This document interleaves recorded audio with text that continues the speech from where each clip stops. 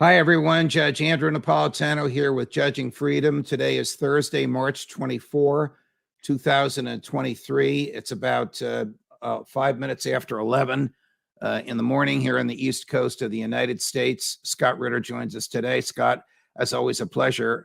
Thanks for coming on the show. Since last we were together, President Xi very ostentatiously spent 3 days in Moscow with President Putin, and President Xi very ostentatiously suggested a ceasefire. It's hard for me to believe that he would have made a suggestion like that in Moscow, in the presence of his host, in the Kremlin, without his people having run that past Vladimir Putin ahead of time. What do you think? No, you're 100% correct. Heads of state and diplomats at that level don't waltz into a meeting of this magnitude, this profile, not prepared. You don't walk in and say something and upset the cart. This was something that had been negotiated in advance. The text had been agreed upon, and so it's clear the Russians were willing to accept this. It's also clear that the Chinese weren't going to push the point. I think this was something the Chinese had to do because of their Westphalian principles about sovereignty, and they needed to suggest a ceasefire, and the Russians had to graciously accept the fact that the Chinese will push forward with that. But this isn't something China's going to go to the mattresses for. I believe there will be a phone call between Xi and Zelensky will be given one opportunity to agree to whatever conditions the Chinese and the Russians agree to. And if Zelensky hesitates, if the West hiccups, it's done. Let's look at the Russian side of the Xi Putin coin. Does Putin want a ceasefire? I mean, what would Putin do if Zelensky said yes? Well, that's the key. I mean, the bottom line is whatever they've agreed upon, Putin has already said, if he says yes, I've agreed to this. And we know that the Russians have been seeking an end to this conflict from the very beginning. Remember, they're the only ones who wanted the Minsk Accords to work. It was the French, the Germans, and the Ukrainians who said it was a sham. Russia didn't view it as a sham. And Russia, when they went to war, that first month wasn't about defeating Ukraine. It's about getting Ukraine to the negotiating table. And it was Russia that's willing to sit down in Istanbul and bring an end to this conflict. It's the Ukrainian pressure by the West that backed out. And at that time, the terms of that conflict termination would have been Ukraine got to keep their army, Zelensky got to stay in government. So if Russia was willing to accept that, last April, a year ago, I would imagine that if you could bring it into a conflict that met some strict terms, it's not like he's going to give away the farm to Zelensky, but if you could bring it into this conflict, Putin would accept that. I honestly believe he would accept it. But to think that there could have been a ceasefire a year ago, 200,000 dead human beings would still be alive. I'm estimating the number of military losses on both sides, and that's probably a low estimate. It's a very low estimate, Your Honor. I would tell you that the Ukrainians have probably lost upwards of 320,000 dead, and wow. That's a realistic number. So yeah, we're talking, 400,000 lives would have been saved had this conflict been ended on 1 April. And again, it's not Russia's fault. So President Xi wants a ceasefire. President Putin has said, yeah, go ahead, ask for it. And if Zelensky says yes, I'll comply with it. Here's somebody else who doesn't want a ceasefire. Admiral Kirby. We'd be concerned if coming out of this meeting, there was some sort of call for a ceasefire. Because right now, while a ceasefire sounds good, it actually ratifies Russia's gains on the ground. It actually serves Russia's purpose for a ceasefire to basically call a stop right now without any acknowledgement that Russia's illegally inside Ukraine. So United States will be against the ceasefire because of this principal issue or because it was proposed by China? I think I've been very clear. It's about the principle of a ceasefire called for right now, which would essentially just ratify Russia's gains. Now, Admiral Kirby is, of course, the official spokesperson for the President's National Security Council. Scott, you probably know this, but I have to underscore it. That interview took place before President Xi visited Moscow and made his statement. The United States had the temerity to say, forget about it. We're rejecting the offer before the offer is made. And of course, the offer wasn't made to the U.S. Take the ball and run with it.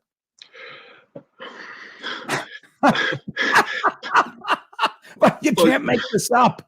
No, I mean, this is look, with all due respect to Mr. Kirby, I'm not even going to give him the rank of admiral anymore. I know he's retired and he earned the rank and all that. He's down to Mr. Kirby. Actually, that's a promotion. Let's just go back to admiral. Is that the way the Marines feel about the Navy? Well, I'm just saying, rank is earned, but respect. Yeah. You get the rank, but respect has to be earned, and I don't respect him. What did he just say? Listen to what he just said. The audacity of a man who is the spokesperson of a White House who wanted this war. Remember, it's the President of the United States that rejected every offer that Putin made to resolve this conflict before this conflict happened. It's the President of the United States that turned his nose up against proposals that Russia put forward in December of 2021 that would have prevented this war from happening. It's the President of the United States that prevented closure on this conflict on 1 April, and now 400,000 people are dead, and John Kirby saying we don't want a ceasefire? What a lunatic this man is. And what is, because Russia's going to solidify its gains? Hey, John, let me give you a pro tip. Russia won the war, dude. You lost. Your side lost. And right now, terminating this conflict is the best deal you're ever going to get. Because if they don't do this, Russia's going to win everything and you're going to lose everything. But maybe Admiral Kirby hasn't quite woken up to that reality yet. But he will. He will. If this peace doesn't come, there'll be another. And believe me, the second half of this war is going to be worse than the first half. The Ukrainians are going to suffer another 300, 400,000 dead. And that's on Admiral Kirby. That's on Joe Biden. That's on the United States government. Does the United States government actually believe that it and its allies can expel the Russian military from eastern Ukraine and from Crimea? No. That's implied in what Kirby said. No, what this is actually, if you go back and take a totality of what Kirby's been doing, he's been denigrating the Chinese. The whole idea here is to drive a wedge between China and Russia. There's no way the United States believes they're going to win this conflict. The fact is, they know they're not going to win this conflict. But what they don't want is China and Russia coming together. Well, they have failed because China and Russia are together like they've never been together. And it's a whole new world. And Kirby's going to have to wake up and understand he's got to change his talking points. The other day, Judging Freedom interviewed Ed Rollins, not a military guy, a political guy. Ed managed both of Ronald Reagan's campaigns for president. I've known Ed personally, also managed campaigns here in New Jersey. I worked with him at Fox. I would call him a patriotic conservative Republican with substantial libertarian leanings. He's now deeply involved in Governor DeSantis's campaign for the Republican nomination for president and is largely responsible for talking Governor DeSantis into taking a position similar to yours, Colonel McGregor's, and mine on Ukraine. But here is Ed Rollins. I want you to comment on this, on the likely outcome of this conflagration. I don't think Russia's going to win. What I think Russia's going to do is try and solidify what they've already captured. They're not going to conquer Ukraine. And I think Ukraine would love to go fight and do some damage to Russia. That isn't going to happen. I think you're going to get into tactical nuclear weapons. I don't care who you are. I'm not a military leader, but that's just what's going to happen. I understand human nature. And Putin is not going to be the man who's going to lose Russia.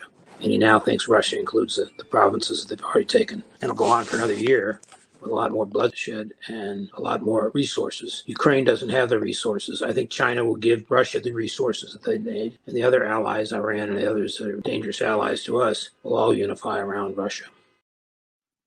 So there you have a major Republican leader saying Russia can't lose and Putin's not going to lose Russia. It's a statement of reality. And you notice when he said it, he didn't say it with any glee in his voice. This is not the outcome he wants. So he's not there, speaking on, in a way that says, he's not saying we need to be friends with Russia. We need to be friends with China. We need to be friends with Iran. He's not saying that. What he's saying is what's happening here is reality. We have to deal with this reality and to try and push back on it. He said the right thing, means nuclear weapons. That's suicide. So he's advising, in this case, DeSantis, that you need to come up with a realistic foreign policy. So sometimes when you're presented with nothing but bad options, pick the one that's least bad for you. And in this case, early termination of this conflict is the best, worst outcome there is. That if this thing drags on, only worse things can happen. How close are we to the serious consideration of of nuclear weapons by President Putin? Oh no, Putin's. It's not even on his menu. I mean, he's brought it up a couple times just to remind the United States that, don't put boots on the ground. There will be consequences. That a direct NATO-Russian conflict. Then we have these weapons over here, and they come onto the table. But as long as you leave the menu reading Ukraine only, there's no nuclear weapons. There will never be a nuclear weapon dropped on Ukraine, used against Ukraine by Russia. What the West does, different story. But Russia's happy to leave this conflict as a Ukraine-only conflict, and that's it. If NATO wants to make it something bigger, then Russia keeps reminding them that we've got additional ingredients we can throw into the stew, and you're not going to like it. What is the kerfuffle now over uranium-depleted ammunition, which the Brits have announced publicly they're sending to Ukraine? What is uranium depleted? I mean, it sounds like it's nuclear-ish, and it's caused President Putin personally to attack this and say there'll be repercussions. How dangerous is this? Is this some sort of an escalation in the quality of ammunition? Well, I mean, look, depleted uranium rounds, very dense, and when you turn them into a penetrating rod and you pack them with high explosives, you put them in a sabot, it becomes a really good anti-tank round. And we use them in our M1 Abrams. The British use them in their Challenger 2 tanks. I think the Germans may have one time used them in their Leopard tanks. The Russians, the Soviets used to have them too, because they're very good tank killers. But the Russians, again, people are going to go, Scott, you keep talking like the Russians are the good guys. Well, on this one, they are. Because around 2000, the Russians looked around, they said, we see what's happened when the NATO used 30,000 depleted uranium rounds in Kosovo, high levels of leukemia.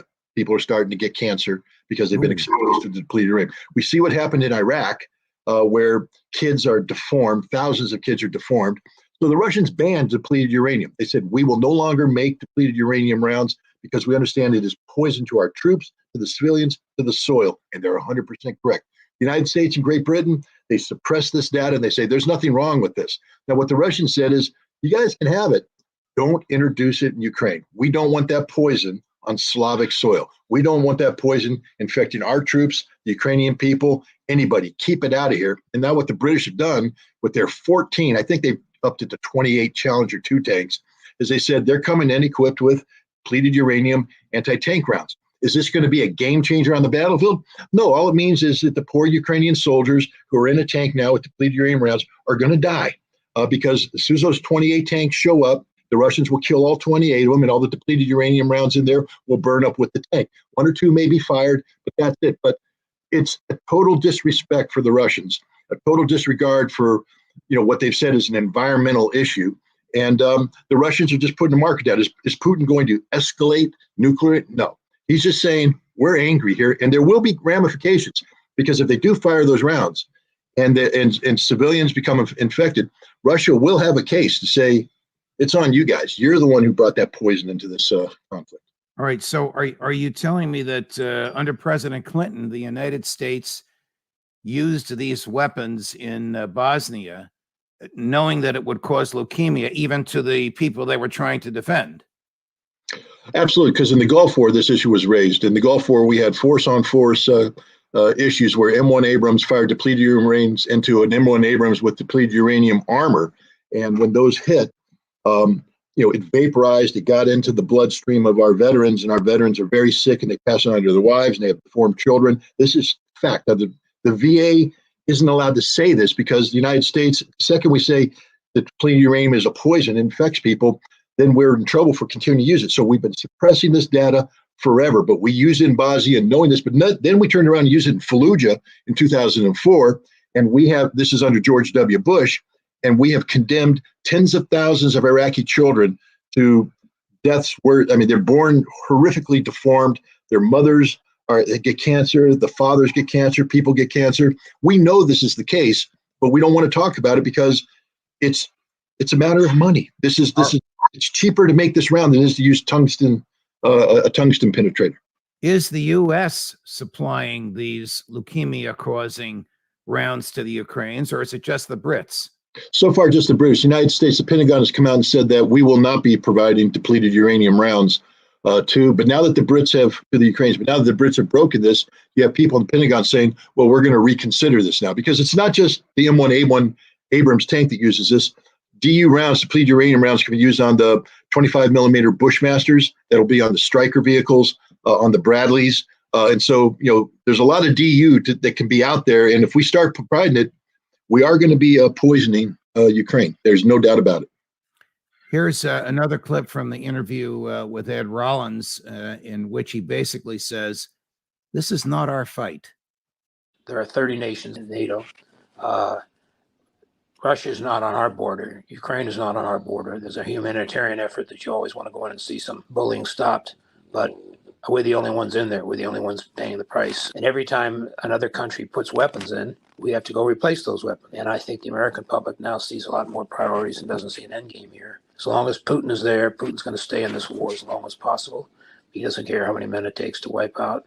And at the end of the day, he's still got all the nukes. I mean, we have nukes. Ukraine has no nukes. And sooner or later, he's not going to lose Russia, and he's not going to lose the ends of Ukraine that they've captured. So my sense is building his allies with China. I sit here and I watch all these news guys basically talk about, well, what war has China ever won? Why are we worried about China? As I recall my history, which I am a historian, they did a pretty effective job on us in Vietnam, pretty effective job on us in Korea. And the Chinese army today is far greater military than it was way back when.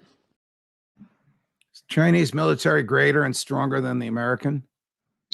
Well, it's bigger. I'll tell you, the United States cannot defeat China in a ground war, but we'd have to go there because China's not coming here. The Chinese Navy needs some improvement, but they've got some long-range missiles that are very accurate with hypersonic warheads that would sink our carrier battle groups if they got near Taiwan. If we leave China alone, it's not a threat to us at all. Not at all. That's the key. But we don't. We continue to double down on stupid, and we continue to think that we can that we're back in the Second World War and we can protect our power any way we want. The world's changed. It's not that way anymore. And China right now has a very, very credible military force that, if we decided to pick a fight with them, may teach us a thing or two about modern warfare. How insane would it be for Joe Biden to state publicly, as he has, that we will defend Taiwan against any military efforts by China? About as crazy as me saying that I'd be happy to meet Mike Tyson in the back alley during his prime. It's about as stupid as that. What is the status of things on the ground today in Ukraine? It seems like Bakhmut is taking forever to fall or to be fortified. Well, the Ukrainians are throwing everything into Bakhmut to hold on, and they're fighting like cats and dogs in there. That's again, anybody thinks war is easy, just look at Bakhmut. There's nothing easy about this conflict. The Russians are making gains. They're killing a lot of Ukrainians. But remember, we talked before, people keep saying, when are the Russians going to start their offensive? Well, Your Honor, they've been doing their offensive. I've been saying this for some time. The Russians have been pressing the Ukrainians along the totality of the line of contact. And Bakhmut's now the only potential, not the only potential encirclement. Others have broken out. Advika, further north. The Russians are now threatening to encircle a large number of Ukrainians there. Seversk, even further north. Why?